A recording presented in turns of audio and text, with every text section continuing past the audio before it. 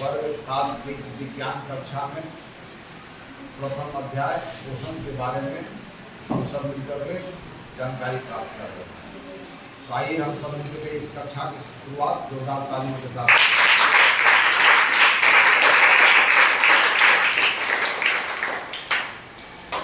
आज की चर्चा का विषय क्या है? अब तक हमने क्या जाना है? एक प्रकाश पौधों में प्रकाश संश्लेषण के द्वारा भोजन निर्माण की प्रक्रिया है ना। हमने जाना कि पौधे के पत्तियों में एक विशेष प्रकार के हरे रंग के पदार्थ या हरे रंग के वर्णक पाए जाते हैं, ग्रीन पिगमेंट, जिसे हम लोग क्लोरोफिल बोलते हैं। यह क्लोरोफिल सूर्य के प्रकाश में ऊष्मा को अवशोषित कर ईंधन के रूप में पत्तियों में उपलब्ध कराता है, जहाँ पर जड़ों के द्वारा जल और उसमें घुले हुए खनिज लवण पत्तियों तक तनों के द्वारा छोटे छोटे नालिकाओं के द्वारा भेजा जाता है ना। फिर पत्तियों में संरंध्र होते हैं, यानी पत्तियों के सतह पर पतले पतले छिद्र पाए जाते हैं। इन्हीं छिद्रों के जरिए वायुमंडल से कार्बन डाइऑक्साइड को अवशोषित कर और जड़ के द्वारा अवशोषित होकर के पत्तियों में पहुंचता है, जो उनके भोजन के लिए कच्चे सामग्री है और उनके बनाने के लिए जो ईंधन है उसके लिए ऊष्मा और क्लोरोफिल पैदा करता है। इन सारी चीजों को समझ के तब यह प्रश्न उठता है कि यदि पृथ्वी पर प्रकाश संश्लेषण जैसा क्रिया नहीं होती, प्रकाश संश्लेषण माने सूर्य के प्रकाश की उपस्थिति में कार्बन डाइऑक्साइड और जल रासायनिक संयोग करके कार्बोहाइड्रेट के निर्माण करने की प्रक्रिया को प्रकाश संश्लेषण कहा जाता है। तो प्रकाश संश्लेषण की क्रिया अगर नहीं होती तो क्या होता? तो प्रकाश संश्लेषण की क्रिया नहीं होती तो पौधे अपना भोजन का निर्माण नहीं कर पाते, साथ ही साथ हमारे लिए भी वो नहीं कर पाते। हम प्रत्यक्ष या अप्रत्यक्ष रूप से पौधों पर ही आश्रित है। इस कारण प्रकाश संश्लेषण जैसी क्रिया न होती तो पृथ्वी पर जीवन का होना बिल्कुल असंभव है। जीवन की आप कल्पना नहीं कर सकते। तो पृथ्वी पर जीवन क्यों है? पौधे हैं और पौधों को सूर्य जैसा कोई तारा है जिससे प्रकाश लगातार प्राप्त हो रहा है। तो हम लोग पोषण के बारे में चर्चा कर रहे हैं। तो पोषण के मतलब हुआ कि वह प्रक्रिया जिसके द्वारा आप भोजन बनाने के लिए आवश्यक कच्चे सामग्रियों को इकट्ठा करते हैं, किस तरीके से इकट्ठा होते हैं, किस तरह से उनका निर्माण होता है, इन सारी बातों को जानना ही पोषण से समझना। जंतुओं में पोषण, पौधों में पोषण, अर्थात हमारा शरीर विकास के लिए, वृद्धि के लिए किन किन से आवश्यक पदार्थों की आवश्यकता है और वह आवश्यक पदार्थ किस रूप में हम प्राप्त करते हैं और उन आवश्यक पदार्थ से उनका पाचन के उपरांत अंतिम ऊर्जा शरीर को कैसे प्राप्त होती है, इन्हीं विभिन्न पक्षों को जानना पोषण को जानना। तो अब तक हम लोग पौधों में प्रकाश संश्लेषण के द्वारा भोजन निर्माण की प्रक्रिया को बहुत अच्छी तरह से हम लोग समझ चुके हैं, लेकिन सैद्धांतिक रूप से हमारी समझ है, प्रायोगिक रूप से कोई समझ नहीं, क्योंकि हम लोग यह आशा ही नहीं मिला है कि वह इस सूर्य के प्रकाश ही क्यों आवश्यक है प्रकाश संश्लेषण के लिए, या पौधे सूर्य के प्रकाश में ही अपना भोजन का निर्माण करते हैं। इस अनुभव को यदि हमें जानना है तो हमें प्रायोगिक गतिविधि करनी होगी। तो हम लोग विज्ञान की कक्ष तैयार हो रही है, बहुत जल्द कक्ष तैयार हो जाएगी। सारे वहाँ पर जितने भी उपकरण है सबको सुसज्जित किया जा रहा है।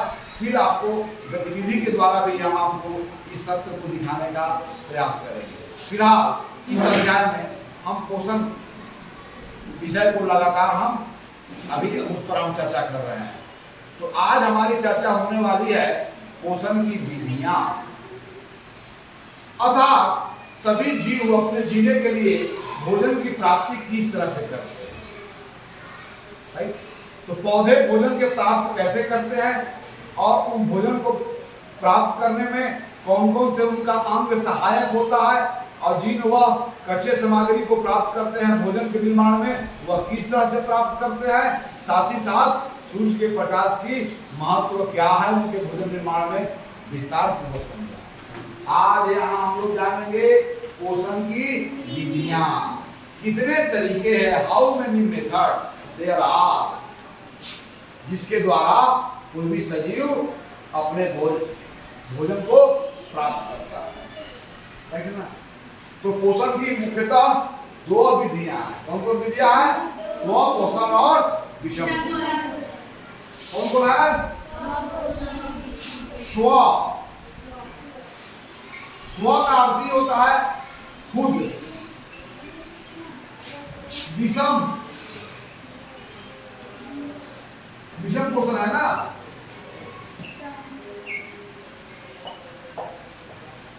स्व पोषण और कौन है बोलो? स्व पोषण और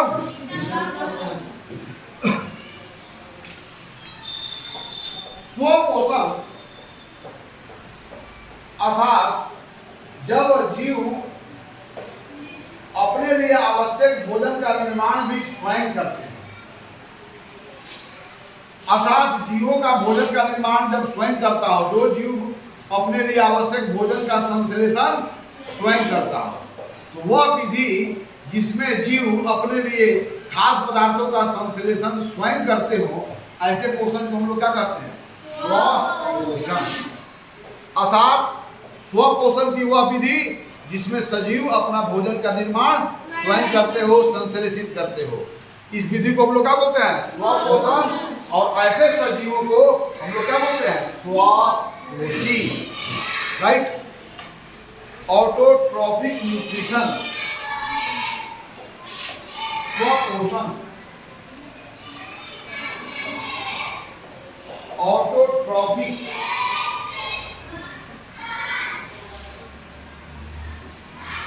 न्यूट्रिशन।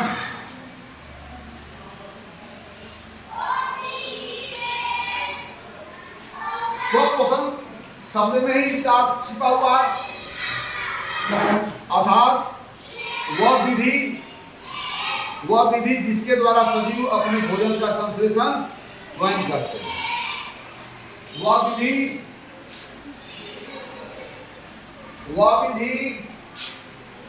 तरीका, विधि में तो होता है तरीका, वे, मेथड।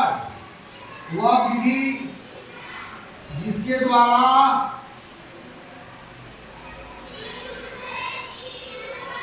सजीव अपना भोजन का संश्लेषण स्वयं करते हैं। संश्लेषण के मतलब समझ जाओ कि दो चीजों को जब रासायनिक रूप के संयोग करके किसी प्रकार के पदार्थों का निर्माण करते हैं तो संश्लेषण करते हैं। संश्लेषण एक रासायनिक क्रिया है जिसमें छोटे छोटे अणु रासायनिक रूप से संयोग करके बड़े अणु का निर्माण करते हैं, है ना। तो वह विधि जिसके द्वारा सजीव अपना भोजन का संश्लेषण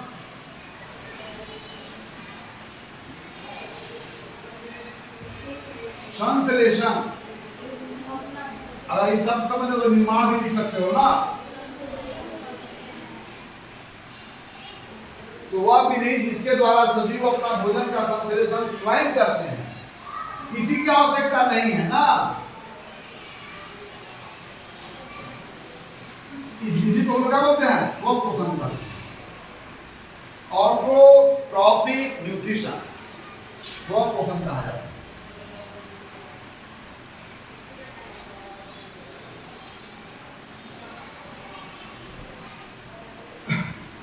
तो पौधे अपना भोजन का निर्माण स्वयं करते हैं, इसलिए पौधे के अंतर्गत जो पोषण की प्रक्रिया उसको क्या बोलेंगे? स्वपोषण। और ऐसे सजीवों को हम लोग क्या बोलते हैं?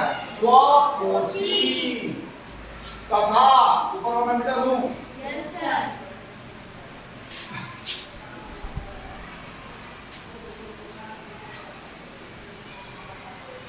तथा ऊपर मैं लिखता हूं ऐसे सजीवों को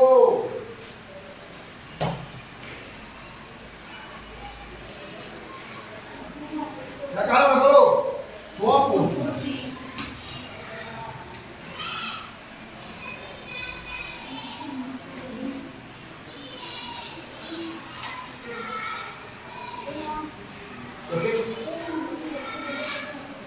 इसको हम लोग अंग्रेजी में बोलते हैं, हम लोग इसको अंग्रेजी में बोलते हैं ऑटोट्रॉफ्स। ऑटोट्रॉफ्स ये अंग्रेजी टर्म भी जाना जाता है, आगे पढ़ना जानना हो। Autotrophs, autotrophs, autotrophs, autotrophic nutrition, autotrophs, autotrophic nutrition. तो पौधे में कैसा पोषण होता है? स्वयं। तो क्या संसार में सभी पौधे हैं जो अपना भोजन निर्माण स्वयं कर लेते हैं? नहीं। आगे तुम जानोगे, हमारे पास कुछ ऐसे पौधे हैं जिसको सबने देखा है, क्योंकि हम गांव घर में रहते हैं, यहाँ पर पौधों का अनेकों प्रकार देखने को मिलता है। तो हम ऐसे पौधे को भी देखे हैं जिनके पत्तियों के रंग हरे नहीं होते, क्योंकि उनके पत्ती में हरे रंग का वर्णक नहीं पाया जाता है, इसलिए उन पत्तियों में खाद्य संश्लेषण करने की क्षमता नहीं होती है। तो ऐसे पौधे के पत्ती क्या होते हैं? हरे रंग का नहीं होते हैं। जैसे पीली रंग पत्ती वाले से आप पेड़ वगैरह पर आसपास से देखना, एक धागा नुमा पीली पत्ती वाली जो है तो पेड़ के ऊपर लगा रहता है कि नहीं रहता, जिसे हम लोग अमरबेल बोलते हैं, क्योंकि उसकी पत्तियां पीली है, इसलिए अपना खाद्य का निर्माण स्वयं नहीं कर सकता है, इसलिए मजबूरी है कि अपने भोजन के लिए किसी पे आश्रय लेना होगा, है ना। तो स्वपोषण हो गया। दूसरा है विषम पोषण, जिसमें सजीव अपने खाद्य पदार्थों का निर्माण स्वयं नहीं करते हैं, बल्कि अपने भोजन के लिए प्रत्यक्ष या अप्रत्यक्ष रूप से पौधे पर ही निर्भर होते हैं। ऐसे पोषण को हम लोग क्या बोलते हैं? विषम पोषण। कैसे पोषण? जिसमें सजीव अपना खाद्य पदार्थों का निर्माण जो प्रत्यक्ष या अप्रत्यक्ष रूप से पौधे पर ही निर्भर करते हैं, पोषण के इस विधि को विषम पोषण कहते हैं। ओके, लिख लिया जी? Yes sir. चलो इसको मिटाओ ना करके, मिटाओ।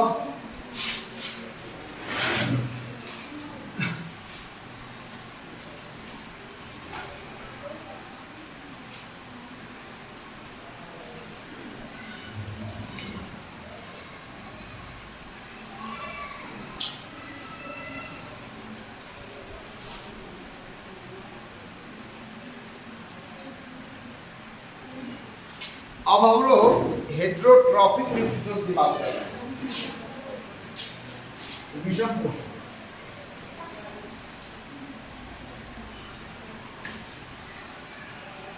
इसको अंग्रेजी में क्या बोलते हैं? Heterotrophic nutrition.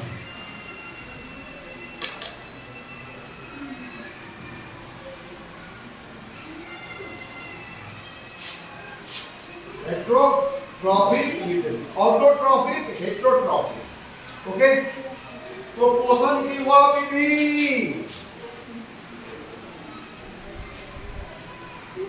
पोषण का वह विधि पोषण का वह विधि जिसमें सजीव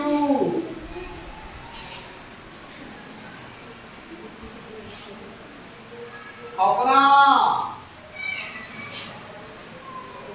भोजन का निर्माण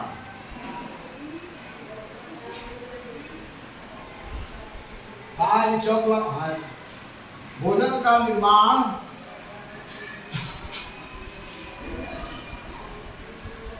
स्वयं नहीं करते हैं,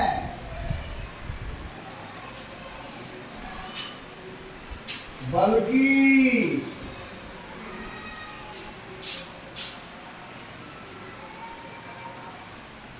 अपने भोजन के लिए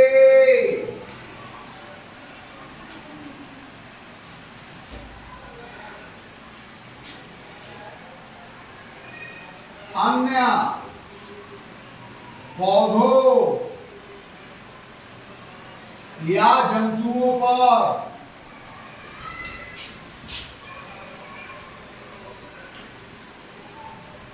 निर्भर करते हैं।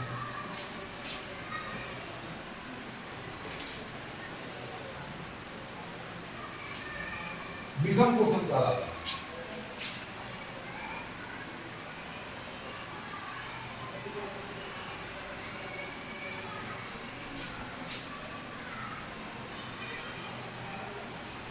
तथा ऐसे सजीव को क्या बोलते हैं? विषमपोषी।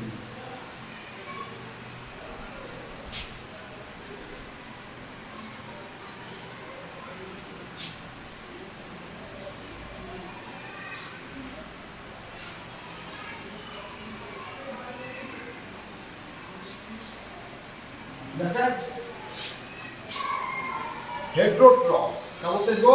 हेट्रोट्रॉप्स।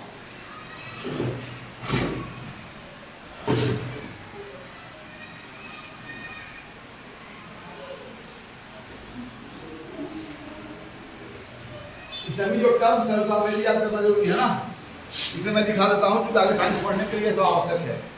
हो गया जी? लिखो। तो हम लोग पौधों में सॉरी सजीवों में पोषण दो प्रकार का होता है, अर्थात भोजन की प्राप्ति दो प्रकार से करते हैं। एक भोजन का निर्माण स्वयं कर लेते हैं, इसलिए उन्हें किसी पर निर्भर रहने की आवश्यकता नहीं पड़ती है।